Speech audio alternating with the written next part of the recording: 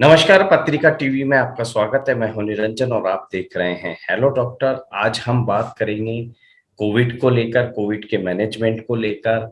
हाल ही में राजस्थान पत्रिका ने माइक्रोसॉफ्ट दिग्गज हैं बिल गेट्स, उनके साथ एक एक्सक्लूसिव इंटरव्यू किया था जो कि हिंदी मीडिया में, हिंदी अखबारों में खास तौर पे राजस्थान पत्रिका को दिया गया था। हमारे साथ जो आज एक्सपर्ट जुड़े हैं उनसे हम बात करेंगे कि जो सवाल राजस्थान पत्रिका ने उठाए थे, बिल गेट्स ने उसमें भारत की जो तैयारियां थी कोविड के मैनेजमेंट को, वैक्सीन को लेकर, वैक्सीन लाने से लेकर वैक्सीन को लगाने तक, और ओवरऑल जो कोविड का प्रबंधन था उसे लेकर उन्होंने बहुत तारीफ की है। तो ये हम सबके लिए एक खुशी की बात है, गर्व की बात है कि इंटरनेशनल लेवल पर हमारे देश के डॉक्टर्स, हमारे साइंटिस्ट, उन सबको इतना पहचान मिल रही है, इतना उनको रिकॉग्निशन मिल रहा है। तो हमारे जो आज के एक्सपर्ट हैं उनसे आपको हम मिलवा देते हैं। डॉक्टर संतोष शेट्टी सीनियर हॉस्पिटल एक्सपर्ट हैं और आप मुंबई के कोकिलाबेन धीरूभाई अंबानी हॉस्पिटल में एग्जीक्यूटिव डायरेक्टर और सीईओ हैं। आपको करीब 20 वर्षों से अधिक का अनुभव है। आपने एमबीबीएस के बाद आपने सिंगापुर से हॉस्पिटल मैनेजमेंट में एडवांस डिप्लोमा किया है। आप ब्रीच कैंडी हॉस्पिटल में भी सीईओ रह चुके हैं। और कोविड के दौरान हम सब जानते हैं कि मुंबई में किस तरह के हालात थे, उसको मैनेज करने में डॉक्टर संतोष शेट्टी जी, उनकी टीम, उनके हॉस्पिटल के सभी स्टाफ का और ओवरऑल मुंबई के जितने भी फ्रंटलाइन वर्कर्स थे उन सब ने बहुत योगदान दिया है। हम उन सबको थैंक्स भी कहना चाहेंगे। तो डॉक्टर साहब, इस शो में आपका स्वागत है। नमस्कार जी।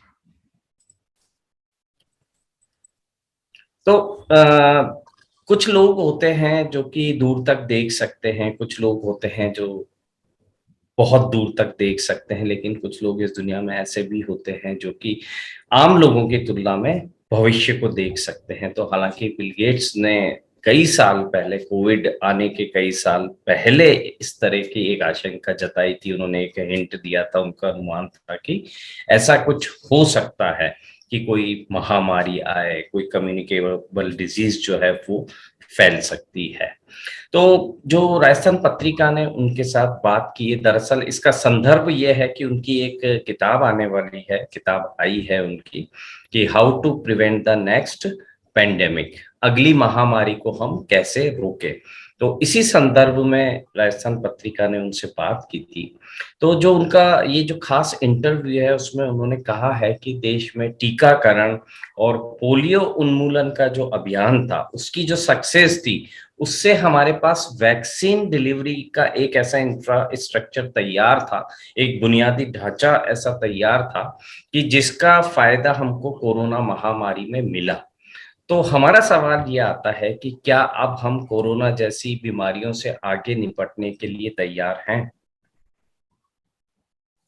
तो उन्होंने बिल गेट्स सर ने बहुत ही एक सही बात बोली कि जो इंफ्रास्ट्रक्चर था हमारा, जो वैक्सीन डिलीवरी प्रोग्राम है, जो जो हमारा यूनिवर्सल इम्यूनाइजेशन प्रोग्राम है भारत का, बहुत ही स्ट्रांग रहा है।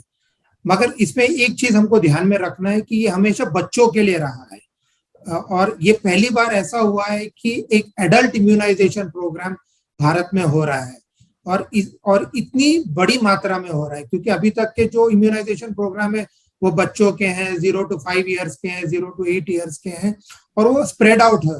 लेकिन इस बार जो इम्यूनाइजेशन टीकाकरण का जो अभियान था वो हमको बहुत ही शॉर्ट टाइम फ्रेम में हमको ये समाप्त करना था।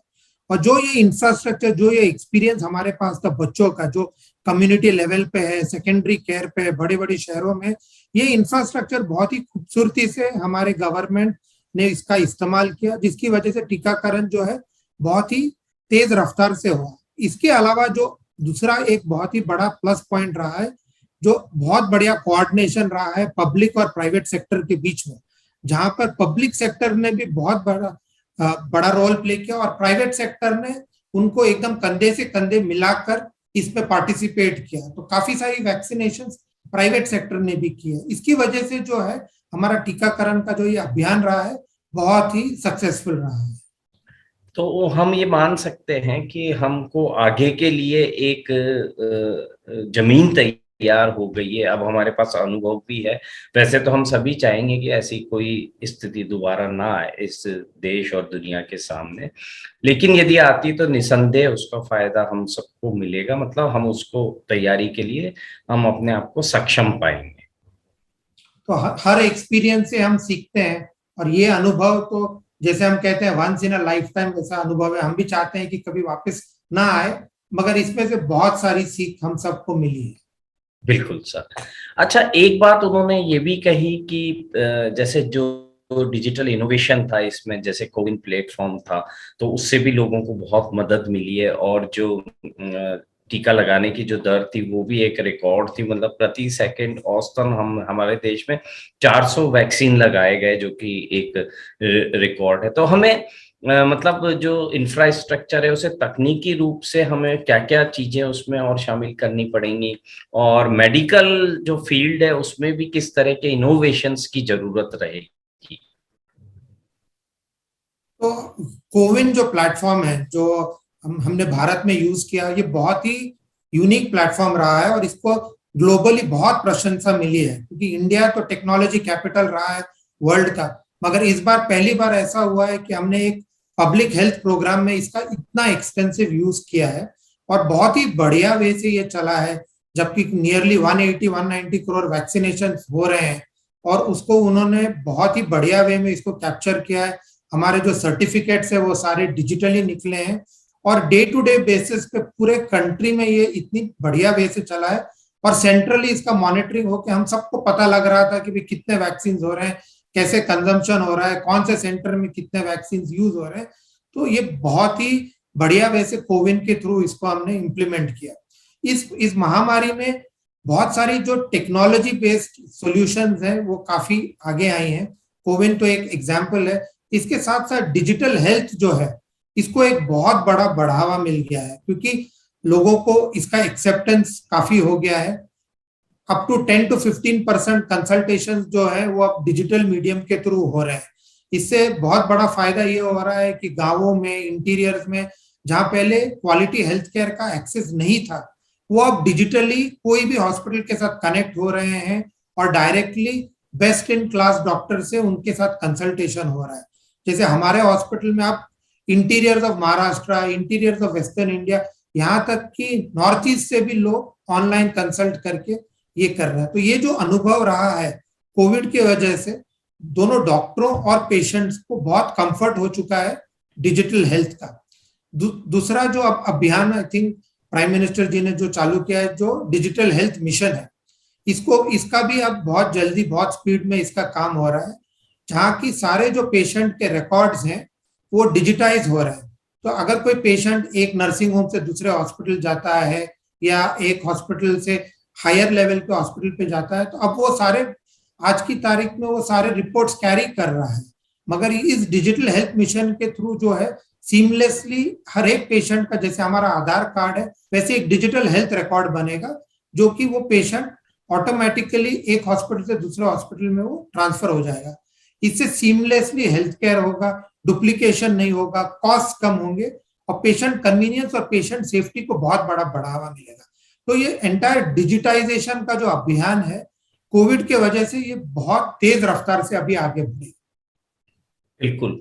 तो जीवन के अलग अलग क्षेत्रों में हम तकनीकी चीजों का फायदा उठा रहे थे, लेकिन मेडिकल क्षेत्र में कोविड काल के दौरान जो चीजें हुई हैं उनसे बहुत अच्छा हुआ। वो हम घर बैठे ही डॉक्टर से कंसल्ट कर सकते हैं। आपको अस्पताल तभी जाने की जरूरत है जब बहुत ही ऐसी गंभीर स्थिति है, और हम जो डॉक्टर साहब से बात कर रहे हैं वो भी एक तकनीकी प्लेटफॉर्म की वजह से संभव हुआ है कि हम जयपुर में हैं, आप मुंबई में हैं।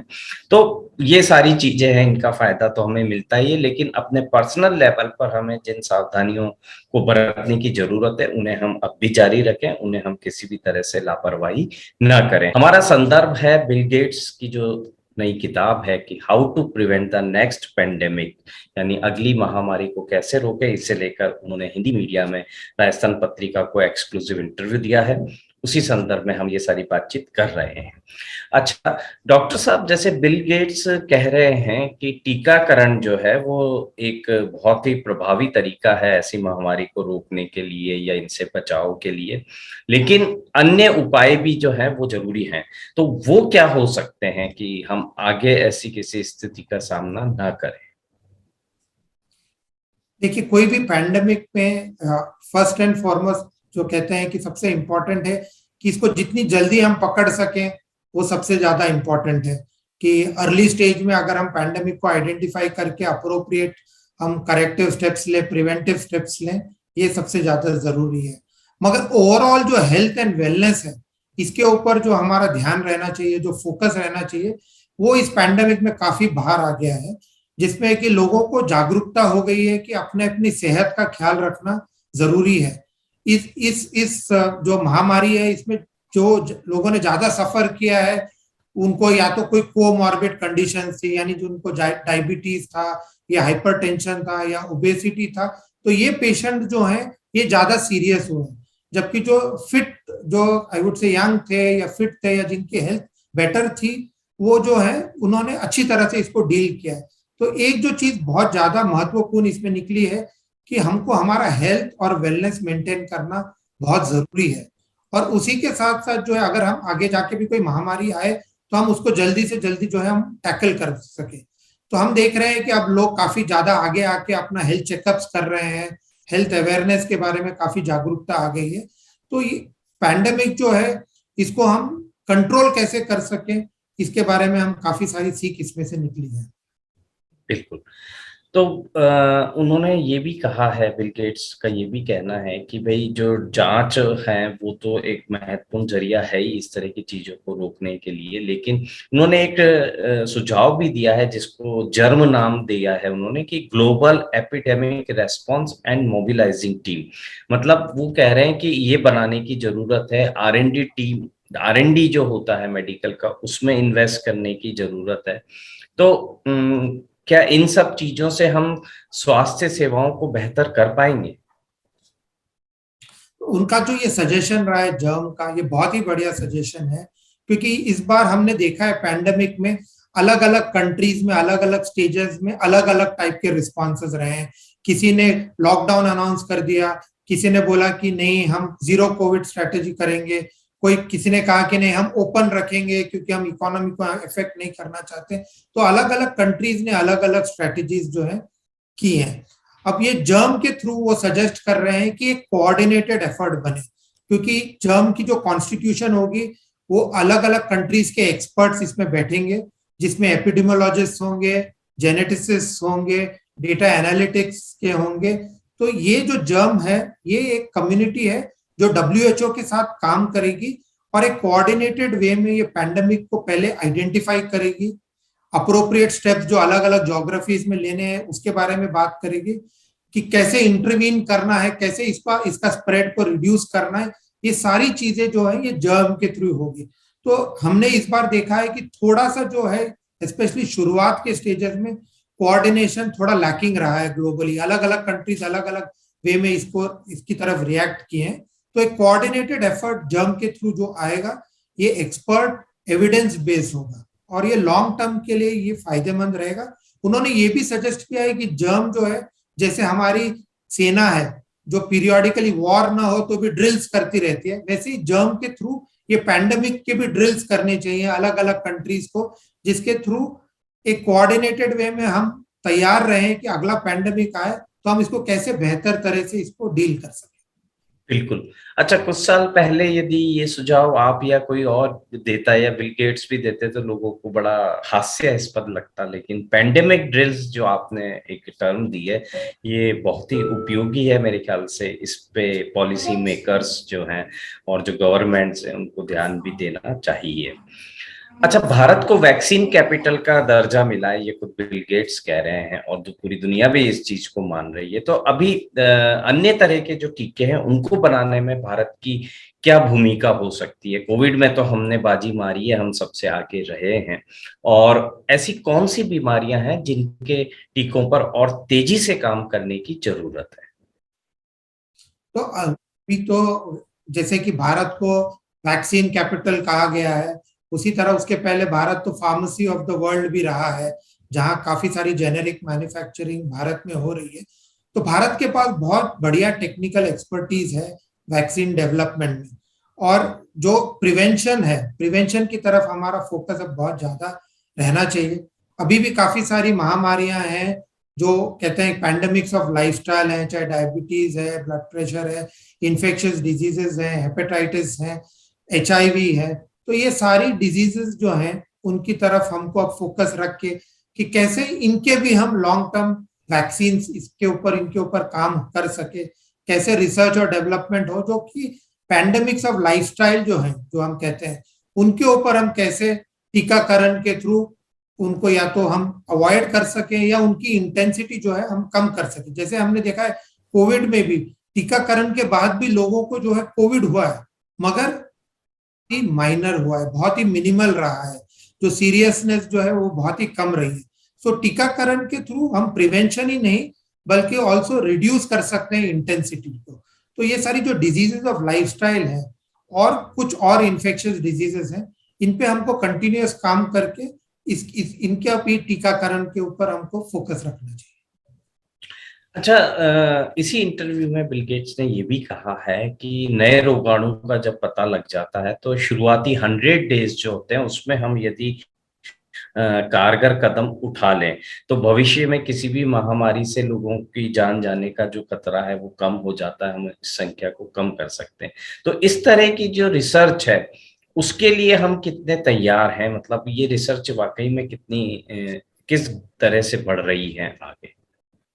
तो पैंडेमिक से हमको एक बहुत बड़ी सीख मिली है। जैसे कि हम पहले देखते थे कि वैक्सीन को बनने में, मार्केट में आने को कभी कभी 8 से 10 साल लग जाते थे।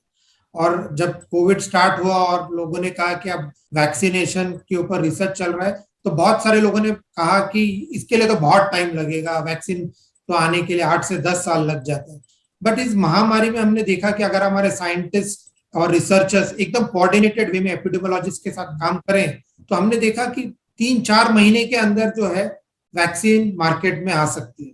और ये वैक्सीन जो आई, इसके बाद जो आप देखेंगे मोर्टेलिटी रेट लोगों ने का एकदम कम हो गया। जितने लोग फर्स्ट वेव में जो अनफॉर्चुनेटली एक्सपायर हुए, उसके कंपैरिजन में अगर हम देखें कि पोस्ट वैक्सीनेशन जो है मोर्टेलिटी रेट एकदम से गिर गई। तो उन्होंने जो कहा है कि फर्स्ट 100 डेज के अंदर अगर हम जल्दी से आइडेंटिफाई कर पाए कि भाई किसके वजह से ये पैंडेमिक हो रहा है, कौन सी माइक्रो ऑर्गेनिज्म है, और हमारे रिसर्चर्स, हमारे एपिडेमियोलॉजिस्ट इसको एक कोऑर्डिनेटेड वे में हम बैठकर इसको आइडेंटिफाई करें और हमारे जो वैक्सीन मैन्युफैक्चरर्स हैं इसको क्विकली डेवलप कर पाए, तो बहुत बड़ा इंपैक्ट हो सकता है इन सेविंग लाइफ्स, जाने बचाने में बहुत बड़ा रोल प्ले किया है वैक्सीनेशन प्रोग्राम ने। तो डॉक्टर साहब, जैसे टीबी है, HIV है, HPV है और अन्य जो ऐसी बीमारियां हैं जिनके मरीज जो हैं उनकी संख्या बढ़ रही है, तो इन बीमारियों की जांच, इनकी पहचान को लेकर मतलब कुछ रिसर्च या क्या आगे बढ़ रही है ताकि पता चल सके कि हम इनको किस तरह से अच्छे से मैनेज कर सकते हैं, इनके मरीजों को कम किया जा सकता है?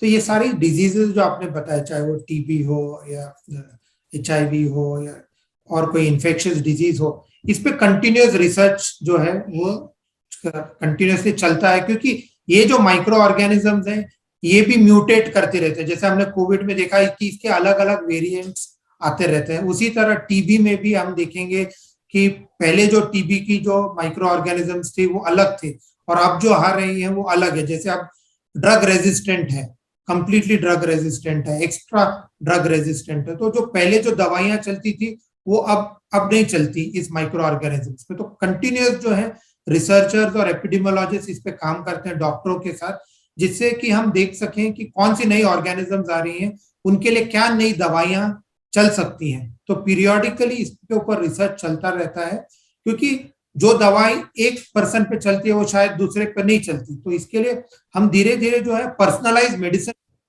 चल रहे हैं, जहां पर स्पेसिफिक जो पेशेंट है उसका जो जेनेटिक मेकअप है, उसको जो टाइप का इन्फेक्शन है उसके लिए स्पेसिफिक ड्रग दिया जाए। तो उसकी तरफ अब काम चल रहा है, उसी की तरफ रिसर्च चल रहा है। जो पर्सनलाइज मेडिसिन है आगे के दशक में ये जो है बहुत बड़ा रोल प्ले करेगा। बिल्कुल। अच्छा, एक बहुत ही महत्वपूर्ण बात उन्होंने कही है जो कि मीडिया को लेकर है कि महामारी जैसी जब स्थिति होती है तो उस समय हमें मीडिया पर भरोसा करना चाहिए। और मीडिया जो है, जो कि हेल्थ के मिथ्स होते हैं, जो भ्रांतियाँ होती हैं, उन्हें दूर करने में बहुत उनकी उपयोगी भूमिका होती है। कोविड के दौरान सन पत्रिका ने इसे लेकर बहुत काम किया है। फैक्ट हैं, फेक चीज़ें हैं, उनको बताने में हमने स्पेशल सीरीज़ चलाई हैं। हमारे सभी प्लेटफॉर्म्स के ऊपर। तो इस तरह का जब मैनेजमेंट की बात आती है तो इसमें मतलब कोई ऐसा एक्टिव प्लेटफॉर्म हो सकता है कि जहाँ पे मेडिकल कम्युनिटी है, मीडिया है और सरकार है, वो मिलजुल कर काम करें। तो बहुत ही आपने एक महत्वपूर्ण बात बोली कि स्पेशली जब पैंडेमिक था तो बहुत सारे जो मैसेजेस हैं वो लोग सर्कुलेट करते हैं, एंड अनफॉर्चुनेटली सनसनीखेज मैसेज जो है वो जल्दी वायरल हो जाते हैं, चाहे वो सच हो या वो झूठ हो, बट वो बहुत जल्दी वायरल हो जाते हैं और लोग कभी कभी पर नहीं होते कि भाई ये सही है या ये गलत है। तो एक अगर कोई क्रेडिबल प्लेटफॉर्म्स हो जहां पर हेल्थ एक्सपर्ट्स, मीडिया और गवर्नमेंट जो है वो साथ मिलकर कंटिन्यूअस इंफॉर्मेशन जो है उसमें डिसेमिनेट करें, तो उसके थ्रू लोगों में जागरूकता रहे कि ये जो मीडियम है ये ऑथेंटिक है, यहाँ पर जो भी खबरें आ रही हैं वो सही है और हमको इस मीडियम को फॉलो करना चाहिए, और ना कि कुछ व्हाट्सएप फॉरवर्ड आ रहे हैं या फेसबुक में कुछ आ रहा है, क्योंकि कभी कभी ये सारी चीजें जो है बहुत सारी फेक मैसेजेस, फेक न्यूज आती हैं। तो एक जो है कोई क्रेडिबल विश्वसनीय मीडियम रहे जहां पर सारी ऑथेंटिक इंफॉर्मेशन अगर मिल जाए तो लोगों को, जो आम आदमी है, उनको इसका बहुत फायदा हो सकता है। तो एक कोऑर्डिनेटेड एफर्ट के थ्रू इसमें काम किया जा सकता है और मीडिया का इसमें बहुत इंपॉर्टेंट रोल रहेगा। बिल्कुल सर।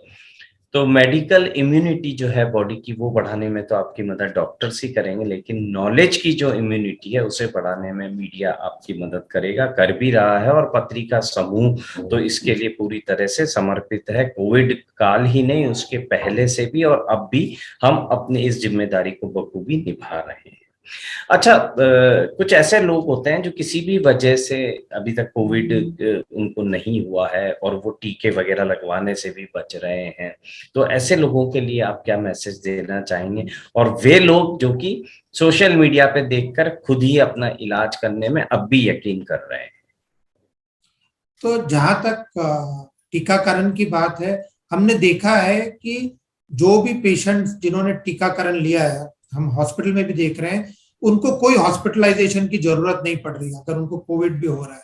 लेकिन जिन्होंने टीका नहीं लिया है और उनको कोविड हो रहा है, क्योंकि कोविड तो कभी भी हो सकता है। अभी तक अगर आपको कोविड नहीं हुआ है उसका ये मतलब नहीं है कि आपको कोविड होने ही नहीं वाला है।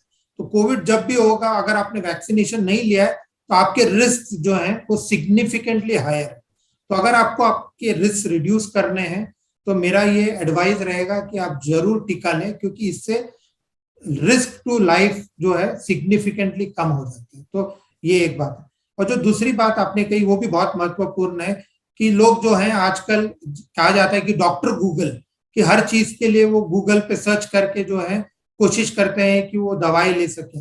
मगर ये जो है ये एक बहुत ही गलत अप्रोच है, क्योंकि आप जो मेडिकल एक्सपर्टीज है, जो पेशेंट को देखकर, जो मैंने कहा कि पर्सनलाइज मेडिसिन जो है बहुत ही इंपॉर्टेंट है, क्योंकि जो इंफॉर्मेशन आपको सोशल मीडिया में मिलेगी वो बहुत जनरल इंफॉर्मेशन मिलती है, बट जो डॉक्टर आपको देख के, आपकी स्पेसिफिक तकलीफ को देख के, आपको एग्जामिन करके जो दवाई देगा वो आपके लिए जो है मोस्ट अप्रोप्रिएट होगी। तो मेरा ये एडवाइस रहेगा कि आप प्लीज सेल्फ मेडिकेशन न करें, जहां पर भी हो सके आप डॉक्टरों से मिलकर उनके एडवाइस पर आप ट्रीटमेंट लें। और अब तो जैसे मैंने कहा पहले भी कि डिजिटल हेल्थ के थ्रू आपके घर बैठे आप कोई भी डॉक्टर के साथ कंसल्ट कर सकते हैं, बट मेडिकल एक्सपर्टीज के साथ ही आप दवाई लें, सेल्फ मेडिकेट न करें। तो जो पेंडेमिक है, आपके हिसाब से पेंडेमिक ने हमको किस किस तरह के सबक सिखाए जिन्हें हमें भूलना नहीं चाहिए, और भविष्य में ऐसी कोई यदि स्थिति आती है तो उन सब से बचाने में ये जो लेसन्स हैं हमारे, ये बहुत उपयोगी रहेंगे?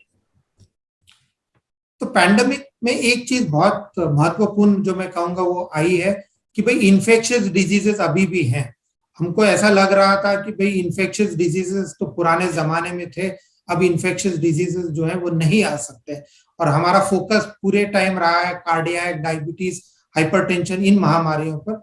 तो एक जो बड़ी सीख हमको मिली है कि भाई इन्फेक्शियस डिजीजेस जो है अराउंड द कॉर्नर, कहीं कभी भी जो है वो आके हमको हिट कर सकती है, और रिस्क ऑफ इन्फेक्शियस डिजीजेस जो स्प्रेड का है वो बहुत ज्यादा है। तो इसलिए public health, health awareness, public और प्राइवेट हेल्थ केयर का जो कोऑर्डिनेशन है, इमरजेंसी रिस्पॉन्सेज जो है, कोऑर्डिनेशन बिटवीन वेरियस एजेंसीज, चाहे वो लैब हो, चाहे वो फार्मेसी हो, चाहे अस्पताल हो, ये सीमलेसली कैसे कोऑर्डिनेट करें एक दूसरे के साथ। बेड मैनेजमेंट कैसे करना है सेंट्रल लेवल पे, क्योंकि कोविड ने हमको ये सिखाया है कि जो हम कह रहे हैं कि भाई हॉस्पिटल्स में बेड है, सडनली ओवरनाइट हमने देखा कि कहीं पर भी किसी को बेड नहीं मिल रहा है। बट सेंट्रली कैसे इसको बेड मैनेजमेंट कर पाए, कैसे एडिशनल इंफ्रास्ट्रक्चर बनाए, जैसे मुंबई में बहुत सारे जंबो हॉस्पिटल्स बनाए गए, ओपन ग्राउंड को हॉस्पिटल्स में कन्वर्ट किया गया। तो ये सारी चीजें जो है बहुत सारी हमको सीख इसमें मिली है।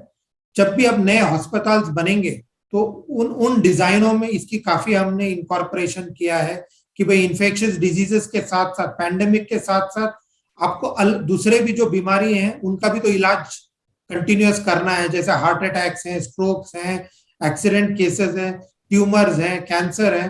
तो पैंडेमिक में काफी सारे अस्पतालों को इसका बहुत तकलीफ हुआ क्योंकि सेग्रीगेशन वो नहीं कर पा रहे थे। लेकिन जो मॉडर्न हॉस्पिटल्स है वो जहाँ एयर कंडीशनिंग सिस्टम्स अलग हैं, जहाँ मिक्सिंग ऑफ एयर ना हो बिटवीन इन्फेक्शियस पेशेंट्स और नॉन इन्फेक्शियस पेशेंट्स, ये सारी चीजों जो है ये नए हॉस्पिटल्स के डिजाइनों में हमको इनकॉर्पोरेट करनी पड़ेंगी, और इन सब चीजों का हमको ख्याल रखना पड़ेगा जिससे कि अगले पैंडेमिक जो है उसको हम बेटर वे से हम इसको मैनेज कर पाए। बिल्कुल। तो डॉक्टर संतोष शेट्टी जी का हम बहुत बहुत धन्यवाद कहेंगे कि उन्होंने इतने आसान शब्दों में इतनी काम की बातें और जो दूर तक काम आएंगी वो सब हमें बताई हैं। डॉक्टर्स ने अपना काम कर दिया है, साइंटिस्ट ने अपना काम कर दिया और कर भी रहे हैं, लेकिन अब ये जिम्मेदारी हमारे ऊपर है कि हम अपने आप को स्वस्थ रखने के लिए कुछ ना कुछ एक्सरसाइज या कुछ व्यायाम और कुछ एहतियात तो जरूर बरतें, ताकि कोविड जैसी या इस तरह की अन्य कोई भी स्थिति आए तो हम उससे निपटने में अपनी फिटनेस जो है उसको बरकरार रख पाए। हेलो डॉक्टर में आज के लिए बस इतना ही, कल फिर मिलेंगे। देखते रहिए पत्रिका टीवी। नमस्कार। धन्यवाद।